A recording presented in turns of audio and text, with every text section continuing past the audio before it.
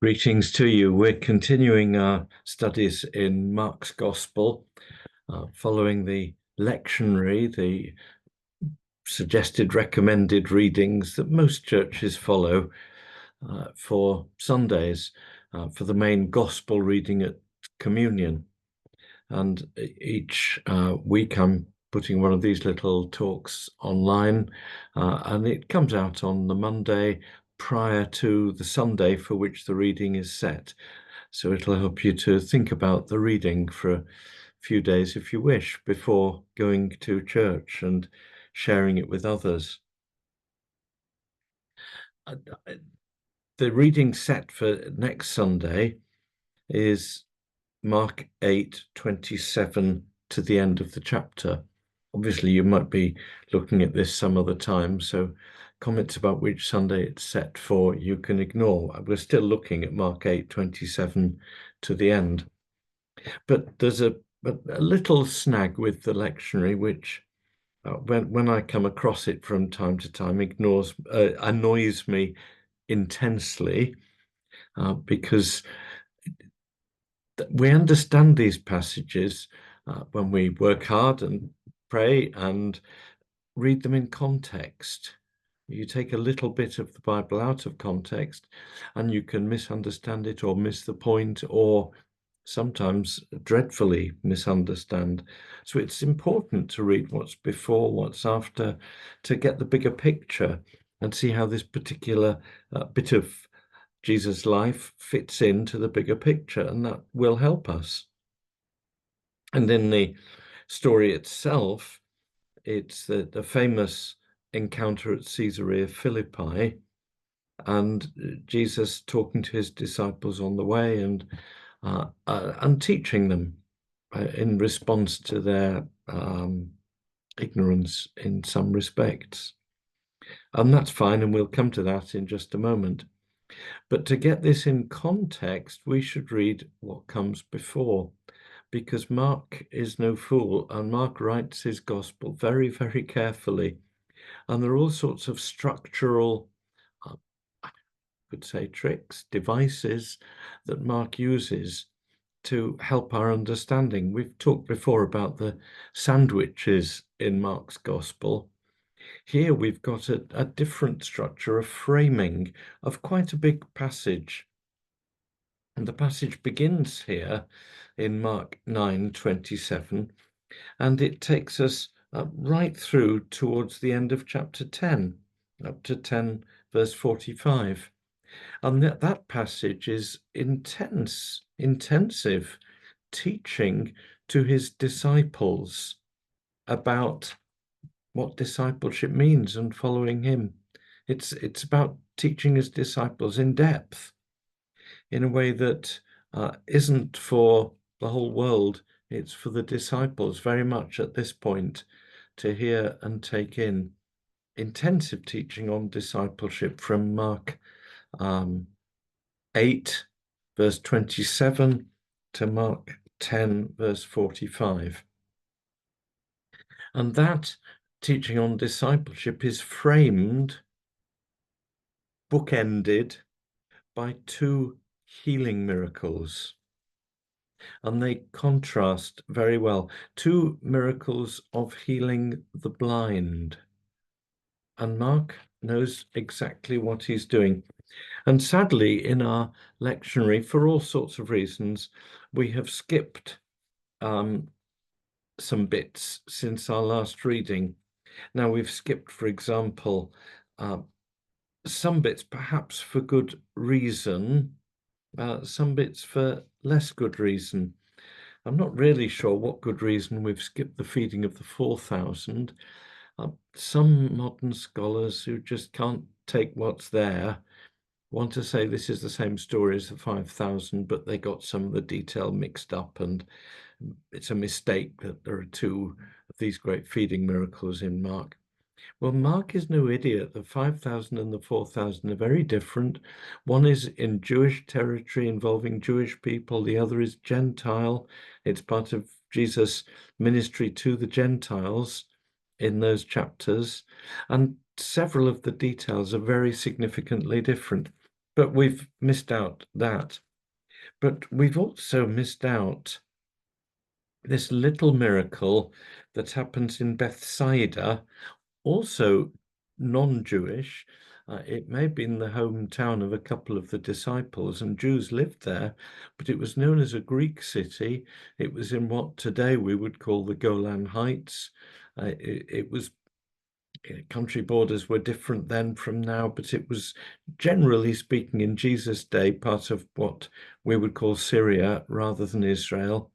It's the other side, the eastern side of the River Jordan, to the north of the Sea of Galilee, inland a bit from the sea now, but on the seashore in those days when Galilee was bigger than it is now. And it was a fishing port, but it was Gentile. And in this Gentile place, he is begged by a blind man to heal him. And he does, and it's a strange story, if you remember, but it doesn't appear in our lectionary for any Sunday at all in the 3-year cycle. Oh dear, because it's an important story. It's short, and there are lots of other miracles, and it only happened in Mark's Gospel. It's only recorded in Mark's Gospel. So some of the Bible experts think, oh, we don't need to bother too much with that one. Two parts to it. The first part, Jesus seems to heal the blind man, but he looks up and says, I can see people, but they look like trees walking. You'll be very familiar with it if you're a regular reader of the Bible, but if you just follow the Sunday lectionaries, you'll miss it. And then Jesus laid his hands on his eyes again, and he looked intently, and his sight was restored, and he saw everything clearly. He's healed, but he still doesn't see clearly. He's given sight, but sight isn't full sight. And then again, a second ministry from Jesus, and he sees fully. A second touch is required. First time, his eyes are open, but not fully. That's the first bracket, the first bookend for the intensive teaching on discipleship the disciples are about to get. And it makes sense of our passage. Oh, why do we miss these things out? There we are. That's my little moan against the lectionary. The final bookend for this longish passage of intensive training for the disciples is set in Jericho. Jesus has left the whole Galilean northern area, even Golan Heights area, and he's now in Judea, very close to Jerusalem, on his way to Jerusalem, and he heals blind Bartimaeus, and that's a complete healing. Sight in full as Jesus approaches Jerusalem and his death. That's where clarity is to be found. That's where we see the truth about Jesus as he comes to Jerusalem. And what's the problem here? The partial sight? Well, of course, it's the disciples who can only see partially. And the intensive teaching they're given is to help them see fully. And it will include, just to preview the next couple of chapters, it will include 3 predictions of his own suffering and death. And each time they misunderstand a bit, and the teaching gets more intense and more necessary. They don't understand all this until after he has suffered and died and risen again. They have a partial understanding at best. Well, in this story, let's get into it. Mark 8, verse 27. Jesus is with his disciples on the way to Caesarea Philippi, the villages of Caesarea Philippi. It's a small area beyond what we would call Israel now, although it's a sort of disputed territory in somewhere around northern Israel, western Syria, southern Lebanon. A difficult territory and the subject of political and even military difficulties from time to time since then. And Jesus says, "Who do people say I am?" And they start giving him answers. John the Baptist, Elijah, one of the prophets. Yeah, they sort of bits of theological answers. It's like us deciding on, what are the right creedal formulations? How do we properly describe and define who Jesus is? Slightly academic in a way, but who do people say? And we can give reasons for John the Baptist or Elijah or one of the prophets, and they're all sort of pointing towards the truth, but not quite there. But that could be purely an academic theological seminar. What do people think about Jesus? And you might find it interesting speculation. And if you do, he wants to pin you down, pin us down, pin us to the wall. I think it's very stark. But who do you say that I am? That's the real question. Who do you say that I am? That's the heart of the whole thing.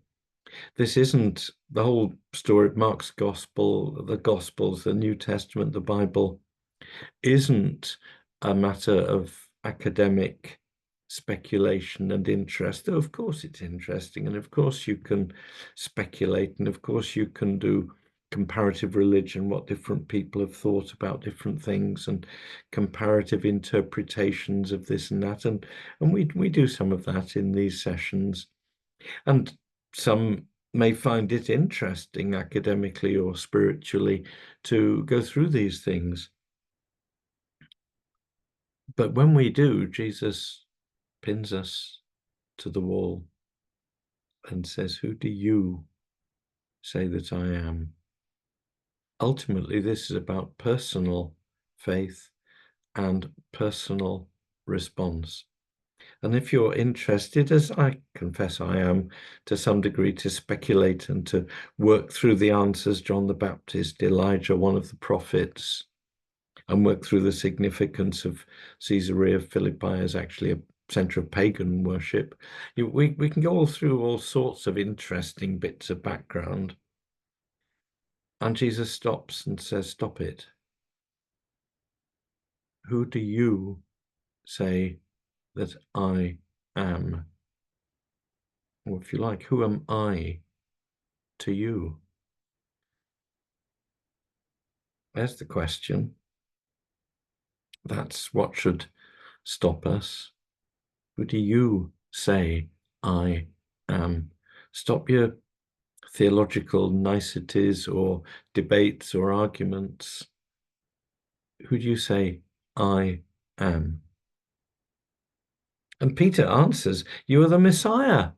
I've got a fuller version of that in Matthew's Gospel, but this is perfectly adequate for Mark's purposes. He doesn't tell the whole story, none of them does, but enough of it.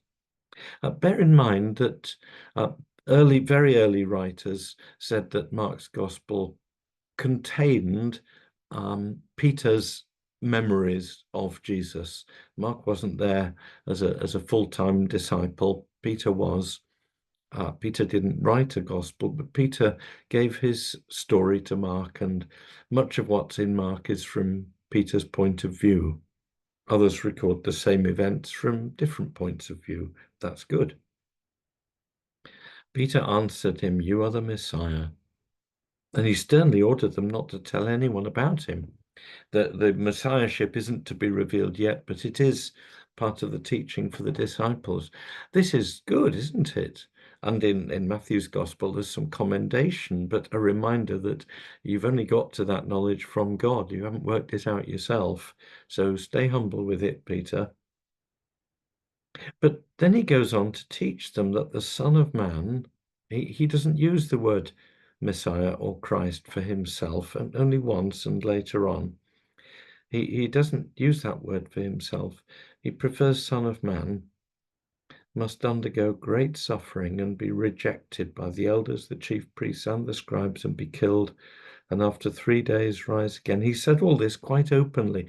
We know that the disciples aren't understanding it yet, but a reminder, he did say it clearly.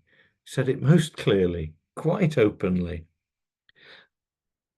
But they still don't get it yet. They don't get it. And Peter took him aside and began to rebuke him. But turning and looking at his disciples, he rebuked Peter and said, "Get behind me, Satan. For you're setting your mind not on human things, not on divine things, but on human things." Whoa. Get behind me, Satan.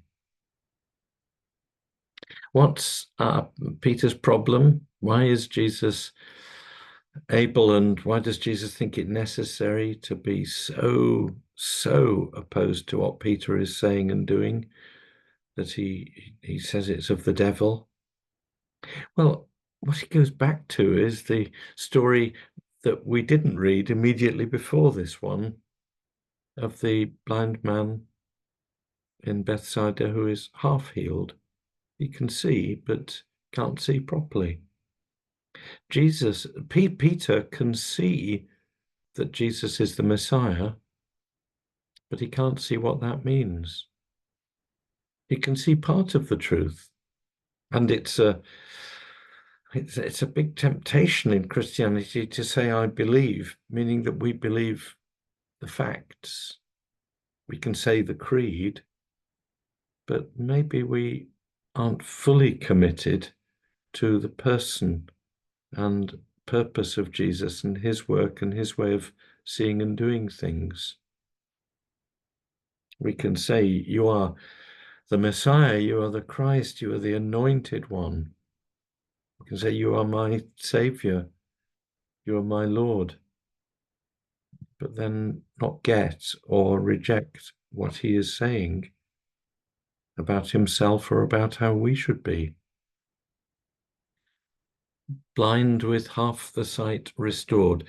That's the bookend, that's the frame for this teaching that Jesus is giving them, that they can see but only partially.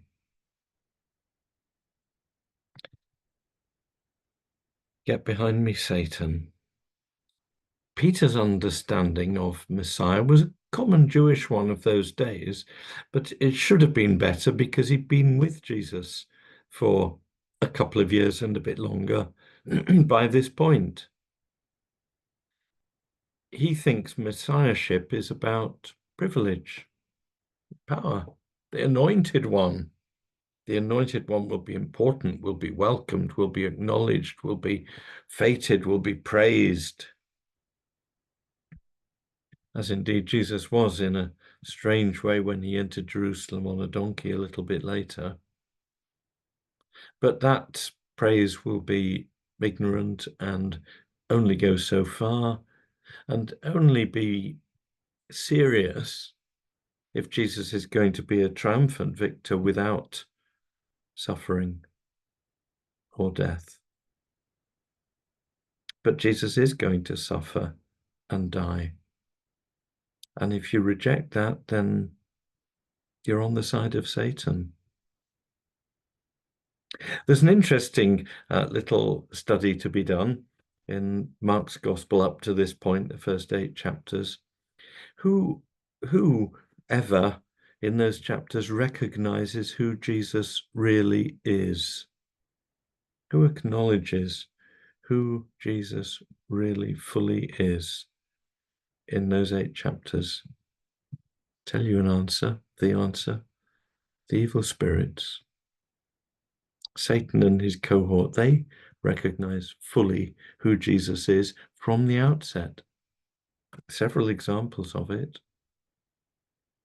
Satan can say the Christian creeds. Now, I'm not against creeds. I'm very, very much for creeds. I think in our normal Sunday worship, we should say what we call the Nicene Creed, the main fuller creed of the Christian faith. We should say that. And at non-Eucharistic, non-communion services of morning or evening prayer, if you hold those, or similar, or service of the word, the shorter creed, the Apostles' Creed, fine.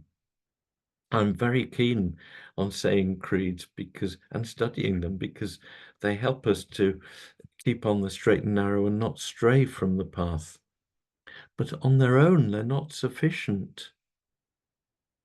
Satan can say the creed. He knows it's true. The evil spirits recognize who Jesus is.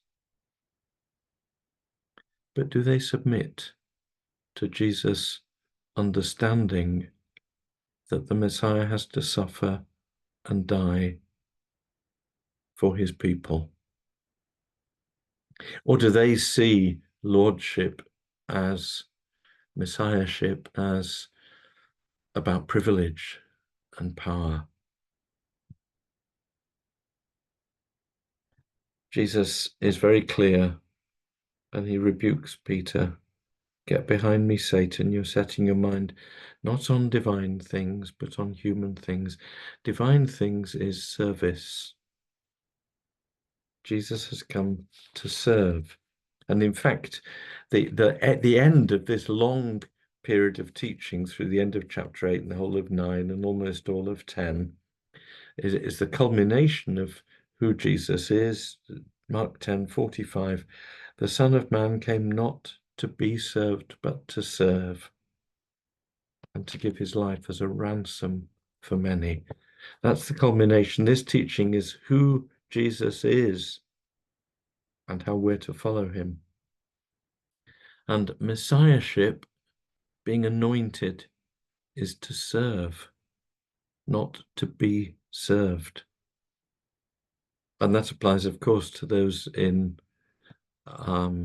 positions of Christian discipleship or leadership. Hard to work out. There's always so much a temptation, and the disciples show that they've succumbed to this temptation consistently through these 2 or 3 chapters ahead of us. I'm not sure which we're going to miss out in the next few weeks, but we'll explain that next time. The disciples keep falling into the temptation of thinking that being with Jesus, if he's the Messiah, if he's the Lord, being with him is some sort of position of shared power, or as we might say, privilege, or the word that's often used nowadays, entitlement. And Jesus says, no, it's about service. Whatever reward comes to Christ's followers comes when they've walked the way of the cross with him. It doesn't spare them the way of the cross. And so he calls a wider group, the crowd with his disciples. It's his wider band of followers, and says to them, verse 34, if any want to become my followers, let them deny themselves and take up their cross and follow me. For those who want to save their life will lose it, and those who lose their life for my sake and for the sake of the gospel will save it. For what will it profit them to gain the whole world and forfeit their life? Indeed, what can they give in return for their life? Those who are ashamed of me and of my words in this adulterous and sinful generation, of them the Son of Man will also be ashamed when he comes in the glory of his Father with the holy angels. There is glory for the Messiah, the anointed one, the Christ, the glory of God and the holy angels, and he will return one day in that glory, and all will see it, and every knee will bow before him. But in this generation, in the times in which we live, we're not there yet. We have to acknowledge the way of the cross, and we mustn't be ashamed of that. I'm not ashamed of the gospel. It is the power of God for salvation, says Paul. We're not ashamed of the fact that Jesus suffered and that Christians are called to follow him on the way of the cross. Christians will not seek power and entitlement and expect special treatment because they're believers. Christians should expect to give and not to count the cost, and so on. You probably know that prayer. Christians should expect that discipleship is costly. Christians should expect to be misunderstood, sometimes rejected, sometimes mocked, sometimes worse for their faith. Christians should walk the way of the cross and not seek the crown before the cross, not seek glory before suffering. He's teaching them about himself first and about what that means for their discipleship. And he's having to dispel a lot of misunderstanding. He's having to, as it were, touch them a second time to restore the partial blindness that remains, even though they can see in part. They can see in part, Peter speaking for them, you are the Messiah, but they don't yet get the revolution of what that means. They expect Messiah to mean victory. It does, but by the way of the cross and suffering. And that suffering will continue, as Jesus teaches, as Paul teaches, as others teach, until he comes in the glory of the Father with the holy angels. And that isn't yet. It's a hard lesson. It's a wonderful lesson that Jesus is the Christ. He is the Messiah, the Anointed One, the Savior. He is the Son of the living God. It's wonderful. And to be his followers is glorious and wonderful. But that glory will not be seen, and most of it will not be felt until we're with him in glory. In the meantime, it's walk the way of the cross and understand that when our eyes are fully opened, we will see that walking the way of the cross, walking the way of service, walking the way of Christ-likeness is the right way. Bless you. Amen.